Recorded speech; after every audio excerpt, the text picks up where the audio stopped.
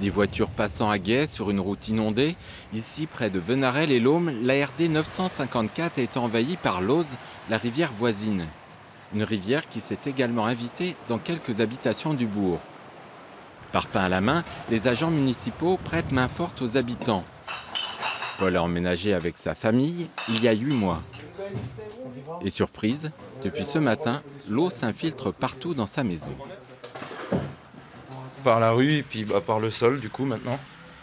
Donc on a un petit peu calfeutré au niveau de l'entrée et puis on a surélevé tout ce qui était électroménager et meubles. Un peu plus loin, au parc animalier de l'Aussois, la Brenne est sortie de son lit. Ici, pas de panique, chèvres, lamas et autres lémuriens ont encore les pattes au sec. Et même si l'eau devait monter, tout est déjà prévu.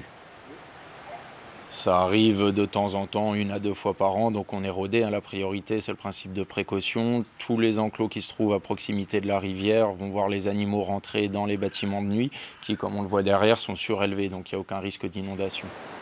De l'eau, beaucoup d'eau sur notre région, et la Côte d'Or n'y échappe pas.